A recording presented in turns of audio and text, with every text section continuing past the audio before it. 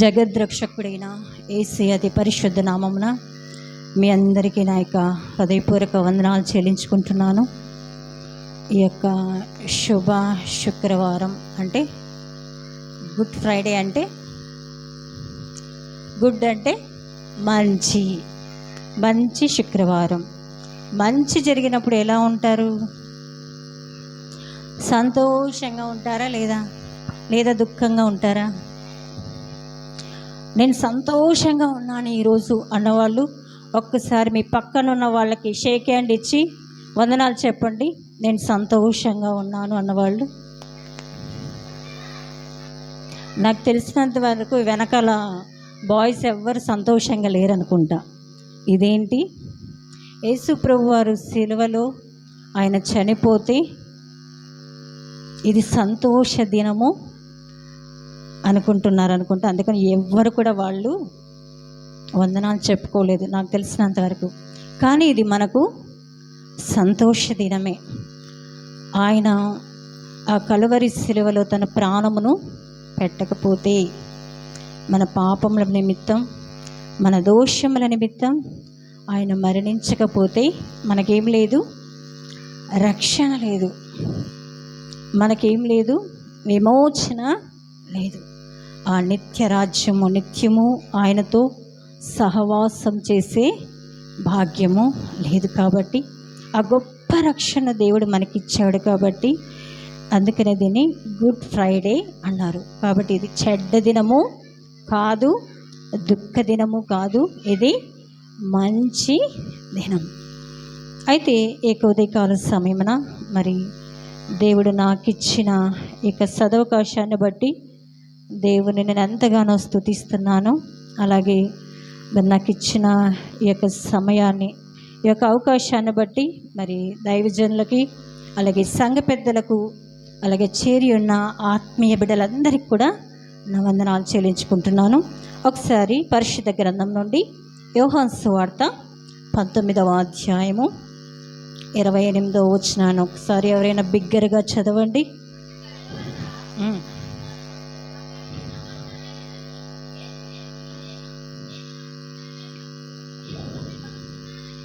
చాలు. దేవుని సహాయం కోసం చిన్న ప్రార్థన చేసుకుందాం. మీరు కూడా మీ యొక్క మనస్సులో ప్రార్థన చేసుకోండి. పరిశుద్ధుడానికి స్తోత్రాలు. జీవం కలిగిన తండ్రి, జీవాధిపతి, నీ ఘనమైన ఉన్నతమైన నామానికి నాయన స్తుతులు స్తుతులు స్తోత్రాలు చెల్లించుకుంటున్నాను ప్రభా. ఈ యొక్క నా ప్రభా మరి శుభ శుక్రవారం నాయన ఆ కలువరి సిలువలో మీరు పలికిన యొక్క అమూల్యమైన శ్రేష్టమైన యొక్క 7 మాటలు నాయన ధ్యానించుకోవటానికి ప్రభువా మీరు మాకు ఇచ్చిన ఇట్టి సమయాన్ని బట్టి నిన్ను స్తుతిస్తున్నాను. ఇంతవరకు నీ ప్రియ బిడ్డలు నా ప్రభువా అయ్యా మరి నాయన నీ మాటలను 4 మాటలను ప్రభువా మరి ఎంతో వివరంగా నాయన మా ముందు ఉంచారు ప్రభువా. నీకు స్తోత్రాలయ్యా. మిగిలి ఉన్న 3 మాటలను కూడా నీ చేతులకు అప్పగిస్తున్నాను. మీరే మాతో మీరు సూటిగా మీరు మాట్లాడండి అయ్యా. మరి ముఖ్యంగా నన్ను జ్ఞాపకం చేసుకోండి. నీ సిలువ చాటున మరుగుపరిచి నాయన నాతో మాట్లాడండి ప్రభువా. నరపుత్రుడా నీవు చక్కగా నిలబడము, నేను నీతో మాట్లాడదనని మీరు వాగ్దానం ఇచ్చావు తండ్రి. మరి నీ సన్నిధిలో నిలబడి ఉండగా మీరే మాట్లాడి మహిమ పొందమని ప్రార్థిస్తూ నీ ప్రియకుమారుడు మా రక్షకుడైన యేసు పరిశుద్ధ నామమున స్తుతించి ప్రార్థిస్తున్నాను తండ్రి. ఆమేన్. ఇక్కడ చదవబడిన 5వ మాట ఏంటంటే, యేసు ప్రభువారు సిలువలో ఆయన అంటున్నారు, నేను దప్పిగను చున్నాను. ఈ మాట వింటే కొంచెం ఆశ్చర్యం వేస్తుంది. ఎందుకంటే ఆయన దేవుడై ఉండి కూడా ఆయన ఏమంటున్నాడు? నేను దప్పిగొంటున్నాను అంటున్నాడు. ఎందుకంటే ఈ ఆదికాండం 1వ అధ్యాయంలో చూస్తే ఈ సృష్టిని అంతా కూడా దేవుడు 6 రోజుల్లో చేసి 7వ రోజున ఆయన విశ్రమించాడు. మరి 2వ దినం చూస్తే ఆయన జలములను వేరుపరిచాడు. ఆ 3వ దినమున చూస్తే సముద్రములను నదులను చేసింది ఎవరు? ఆయనే చేశాడు. అదే ఆదికాండంలో చూస్తే బేర్షెబా అరణ్యంలో ఆ యొక్క హాగరు తన కుమారుడు ఆకలితో దాహముతో వారు అలమటిస్తూ ఉంటే దేవుడు వారికి అక్కడ ఏం చూపించాడు? నీటి ఊటల్ని చూపించాడు. అదే నిర్గమకాండంలో చూస్తే ఆయన ఇశ్రాయేలు ప్రజలు ఆ యొక్క ఐగుప్తు దేశం నుండి బయటికి ఆ యొక్క దాస్యం నుండి బయటికి వచ్చినప్పుడు వారికి మొదటగా ఎదురయ్యేది ఏంటంటే ఎర్ర సముద్రము. ఆ ఎర్ర సముద్రాన్ని దేవుడు ఏం చేశాడు? 2 పాయలుగా చేశాడు. అదే పాయలైన ఆ నీటిని ఆయన గోడలుగా నిలబెట్టాడు. అదే నిర్గమకాండంలో ఇశ్రాయేలు ప్రజలు వారు వెళ్తూ ఉన్నప్పుడు మారా అనే ప్రాంతానికి వచ్చిన తర్వాత వారికి దాహం వేస్తే వారు మోషే మీద సనుగుతూ గొనుగుతూ ఉంటే మోషే దేవుని దగ్గర మొరపెట్టుకుంటాడు, ప్రభువా వీరికి దాహంగా ఉందంటే అంటే దేవుడు ఆ యొక్క ప్రాంతానికి వచ్చిన తర్వాత వారు నీరు తాగుతుంటే ఆ నీరు ఎలా ఉందంట? చేదుగా ఉంది. మారా అంటే చేదు. వెంటనే మోషే దేవుని సందులో మొరపెడితే దేవుడు ఆ యొక్క మారాని మధురమైన నీటిగా మార్చాడు. అలాగే హోరేబు కొండ దగ్గరికి వచ్చిన తర్వాత మరలా దాహం వేసిందంటే దేవుడు అంటాడు, మోషే ఇదిగో ఆ బండను నువ్వు కొట్టు, బండలో నుండి ఏమొస్తాయంట? నీళ్ళు వస్తాయి అని దేవుడు మోషేతో సెలవిస్తే మోషే ఆ బండను కొడితే నీళ్ళు వచ్చి వారందరు ఇశ్రాయేలు ప్రజలందరూ కూడా వారి దాహాన్ని తీర్చుకున్నారు. అలాగే యెహోషువ గ్రంథంలో యోర్దాను నదిని ఆయన ఎలా చేశాడంట? ఆ యొక్క జీవ రాశిగా ఆ యొక్క నీటిని ఏం చేశాడంట? నిలబెట్టాడంట. అలాగే కీర్తన గ్రంథంలో అంటాడు, ఆయన బండను నీటి మడుగుగాను నేను చేస్తానని ఆయన వాగ్దానం ఇచ్చాడు. అలాగే యెషయా గ్రంథంలో అంటాడు, దప్పికొనిన వారి మీదను ఎండిపోయిన భూమి మీదను నేను ప్రవాహ జలమును కుమ్మరిస్తానని ఆయన సెలవిచ్చాడు. అలాగే యోహాను సువార్త 2వ అధ్యాయంలో నీటిని ద్రాక్షరసంగా మార్చాడు. అదే అధ్యాయంలో అంటాడు, నేనిచ్చు నీళ్లు త్రాగు వాడు ఎన్నడూ కూడా దప్పిగనడు అన్నాడు. అంటే ఈ విధంగా యేసు ప్రభువారు ఆయా స్థలాలలో ఆయా విధాలుగా ఆయా సమయాలలో ఆయన అందరికీ దాహాన్ని తీర్చాడు. కానీ ఇప్పుడు ఎవరు దాహం కొంటున్నారు? యేసు ప్రభువారు దాహం కొంటున్నారు. ఒకవేళ అది నిజమైన దాహం అయితే ఆయన ఉన్న దాహము శారీరక దాహం అయితే ఆయన ఆ సిలువలో ఉండి కూడా ఆ తండ్రికి మొరపెట్టుకుంటే తండ్రి ఏం చేస్తాడు? తన దూతలను పంపి ఆయన దాహాన్ని తీరుస్తాడు. కానీ నా యేసయ్యకి ఉన్న దాహము శారీరక దాహము కాదు. ఆయనకున్న దాహం ఏంటంటే ఆత్మీయ దాహం, ఆత్మల సంపాదన. ఎందుకు తెలుసా? ఆత్మల దాహం ఎందుకు తెలుసా? ఆయన అంత దాహం కొని ఉన్నాడు. ఆత్మల సంపాదన పట్ల ఎందుకు తెలుసా ఆయన అంత భారం కలిగి ఉన్నాడు? ఎందుకంటే ఆయన స్వరూపంలో మనము ఉన్నాం, ఆయన పోలికలో మనము ఉన్నాం, ఆయన ఆత్మ మనలో ఉంది. కాబట్టి ఈ ఆత్మ ఏ ఒక్కటి కూడా నశించిపోవటం ఆయనకి ఇష్టం లేదు. అంతటా అందరూ కూడా మారుమనసు పొందాలి. ఏ కులమైనా, ఏ మతమైనా, ఏ భాష అయినా, ఏ ప్రాంతమైనా, ఎవరైనా కూడా ఎవరు ఎక్కడ ఉన్నా ఏ ఒక్కరు కూడా నశించిపోవటం నా దేవునికి ఇష్టం లేదు. కాబట్టి ఆయన మరణిస్తూ కూడా తన ఆత్మ ఎవరిలో ఉంచాడో వారి నిమిత్తం ఆయన ఏం చేస్తున్నాడు? నేను దప్పిగొనుచున్నాను అంటున్నాడు. మరి ఇప్పుడు ఆయనకున్న దాహము ఆత్మీయ దాహం.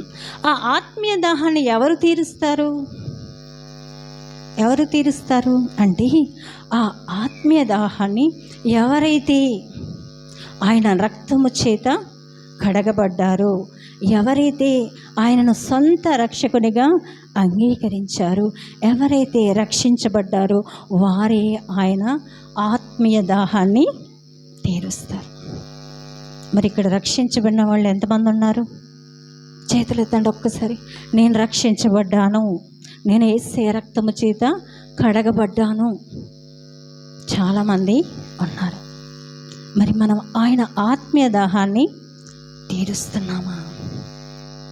ఆయన ఆత్మీయ దాహాన్ని తీరుస్తున్నాం. నేను రక్షించబడ్డాను చాలు. చాలామంది అంటారు, నా కుటుంబంలో నేనే ఫస్ట్ రక్షించబడ్డానండి, నా తల్లిదండ్రుల కంటే, నా తోబుట్టువుల కంటే, నా పెద్దవారి కంటే నేనే మొదట రక్షించబడ్డాను అంటారు. చాలా సంతోషం. దేవుడు నిన్ను మొదట ఎందుకు రక్షించుకున్నాడో తెలుసా? రక్షణ లేని నీ వారి కోసం నువ్వేం చేయాలి? దేవుని సన్నిధిలో ప్రార్థించాలి. రక్షణ లేని వారు అనేక మంది నీ కుటుంబంలో, నీ ఇరుగు పొరుగు వారు, నీ తోబుట్టువులు, నీ సంఘంలో, నీ సమాజంలో అనేక మంది నశించిపోతున్నారు. అయ్యో, నా దేవుడు అన్నాడు కదా ఏ ఒక్కరు కూడా నశించి పోకూడదని, కానీ అనేక మంది నశించిపోతున్నారు. సో అటువంటి వారి నిమిత్తం ప్రార్థించవలసిన బాధ్యతను దేవుడు రక్షించబడిన మన మీద ఉంచాడు. ఎంతమంది ప్రార్థిస్తున్నారో రక్షణ లేని నీ వారి నిమిత్తం? ఎంతమంది ప్రార్థన చేస్తున్నారు? ఎంతమంది దేవుని దగ్గర మొరపెట్టుకుంటున్నారు? వారి నిమిత్తం ప్రార్థిస్తున్నావా? లేదులే, నేను రక్షించబడ్డాను చాలు, వారు ఏమైపోతే నాకేంటి అనుకుంటున్నావా? రక్షించబడిన నీ వారి నిమిత్తం ప్రార్థించాలి. రెండవదిగా వారికి దేవుని యొక్క సువార్తను ప్రకటించాలి. నువ్వు ఏ విధంగా రక్షించబడ్డావో, ఏ విధంగా దేవుని సొంత రక్షకుడిగా అంగీకరించావో, ఆ కలువరి శిలువలో యేసు ప్రభువారు చూపిన ఆ త్యాగపూరితమైన ప్రేమను నువ్వేం చేయాలి? వారికి తెలియచేయాలి. తెలియచేసావా? ఏ ఒక్కరికన్నా నువ్వు నివసిస్తున్న ఇంట్లో కానీ, నువ్వు పనిచేస్తున్న స్థలములో కానీ, ఎక్కడైనా నువ్వు ఏ పనిలో ఉన్నా నీ వాళ్లకు సువార్తను చెప్పావా? ఒకవేళ చెప్పకపోతే ఏ విధంగా తండ్రి యొక్క దాహాన్ని మనము తీరుస్తాం? చెప్పడమే కాదు, వారిని నువ్వు దేవుని మందిరానికి నడిపించాలి. ఎందుకు తెలుసా? దేవుడు ఒకరోజు అడుగుతాడు మనల్ని లెక్క. ఆ తీర్పు దినమున ఆయన దగ్గర మనం నిలబడినప్పుడు అంటాడు దేవుడు, నా కొరకు నువ్వేం చేశావు? నా కొరకు నువ్వు ఏం చేసావు? నాకు తెలిసిన ఒక హాస్పిటల్ ఉంది. అంటే చిన్నప్పుడు మేము ఎప్పుడు సిక్ అయినా కూడా మా తల్లి అక్కడికి తీసుకెళ్ళేది. ఆ డాక్టర్ గారి పేరు ఆశీర్వాదం. అంటే ఆ పేరులోనే ఉంది ఆయన ఒక క్రైస్తవుడు అని. అయితే ఇక హాస్పిటల్కి వెళ్ళిన తర్వాత స్టార్టింగ్లోనే గుమ్మం దగ్గర ఆ చెప్పులు విడుస్తూ ఉంటే ఒక 2 ఫోటోలు కనిపిస్తాయి అన్నమాట ఆ హాస్పిటల్లో. ఒకటేమో యేసు ప్రభువారు కలువరి శిలువలో వ్రేలాడుతూ ఉన్న ఫోటో, ఇంకొకటేమో ప్రశ్నార్థకం అంటే క్వశ్చన్ మార్క్. ఈ విధంగా ఈ 2 ఫోటోలు ఉంటాయి. ఒక ఫోటో కింద ఏమంటుందంటే, అంటే యేసు ప్రభువారు ఉన్న ఫోటో కింద ఏమంటుందంటే, నీ కొరకు నేను ఇది చేశాను, నీ కొరకు నేను ఇది చేశాను. ఏం చేశాడు ఆయన నీ కొరకు, నా కొరకు?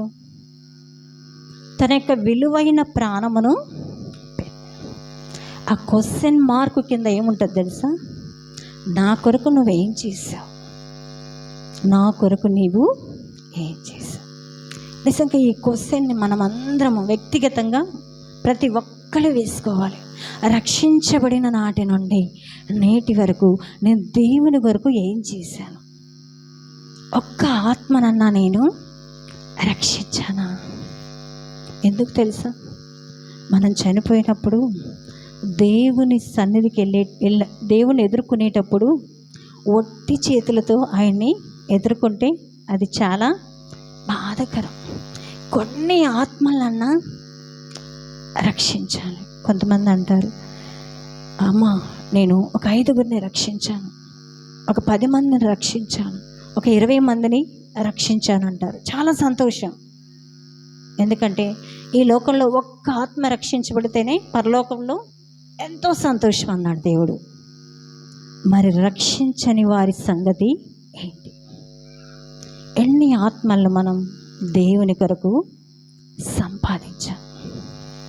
ఎన్ని ఆత్మలను మనం దేవుని కొరకు సంపాదించాం? వారిని సంపాదించాలంటే నువ్వు వారి గురించి దేవుని సందులో ప్రార్థించావా? ఏ దినమైనా రక్షణ లేని వారి నిమిత్తం ప్రార్థించావా? ఎందుకులే నాకు ఉంది కదా రక్షణ చాలే అని అనుకుంటున్నావా? ఒకవేళ అది అనుకున్నా కూడా అది కూడా పొరపాటే.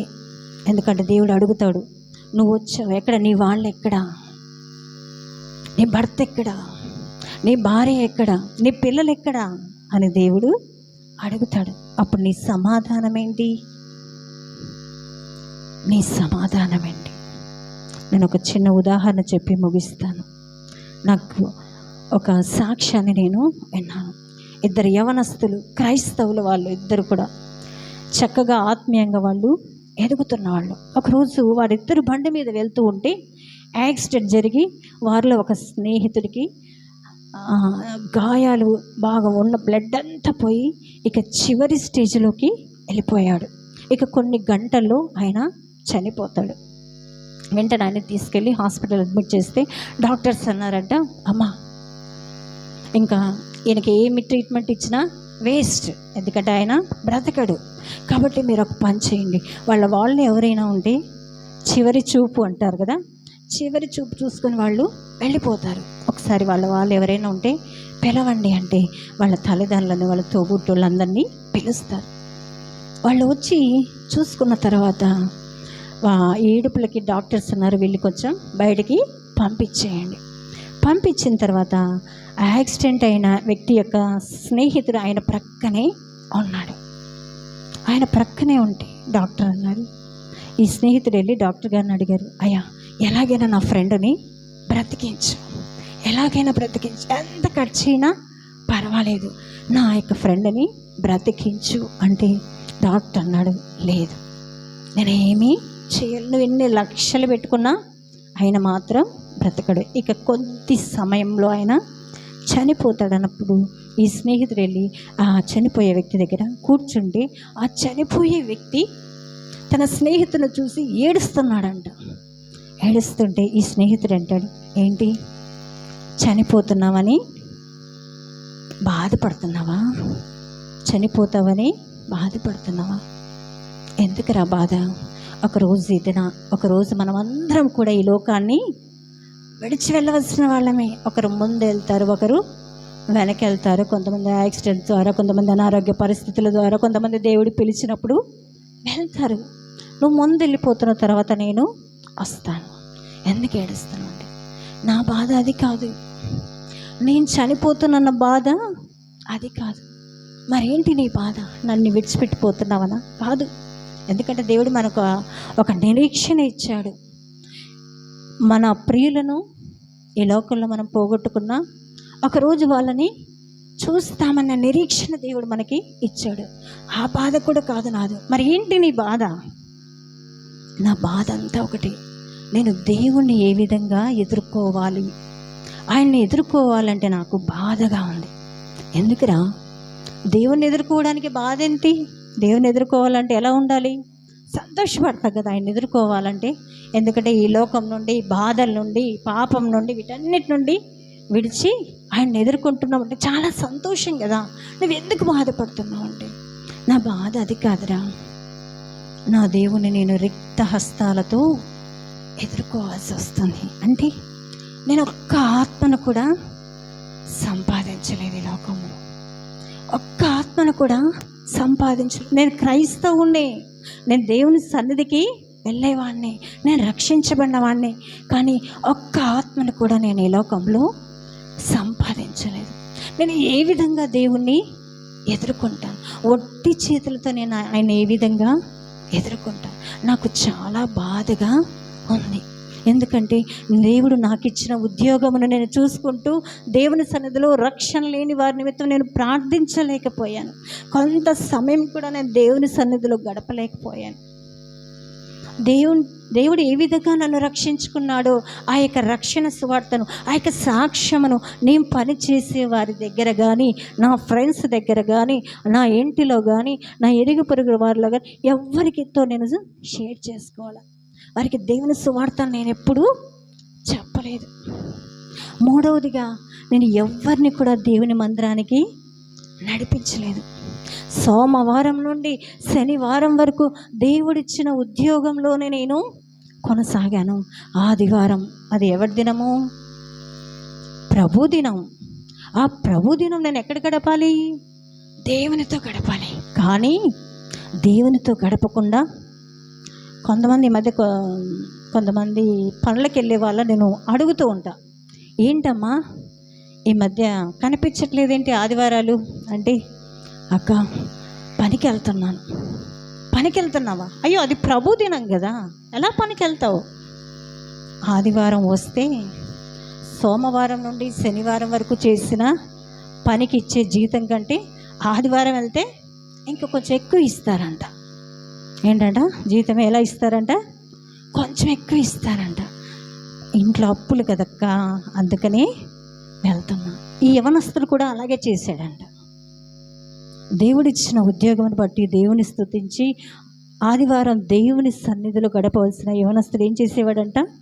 ఆదివారం కూడా దేవుని సన్నిధిని, ఆ ప్రభు దినాన్ని విడిచిపెట్టి తన పనికి వెళ్ళేవాడంట. కాబట్టి నేను ఎక్కడ దేవుని సువార్తను ప్రకటించాను? నేను ఎక్కడ దేవుని యొక్క వాక్యాన్ని ఎవరికి నేను చెప్పలేదు, ఎవరికి బోధించలేదు, ఎవరి కొరకు నేను ప్రార్థన చేయలేదు, ఎవరిని దేవుని మందిరానికి నేను నడిపించలేదు. కాబట్టి ఒక్క ఆత్మను కూడా నేను రక్షించలేదు.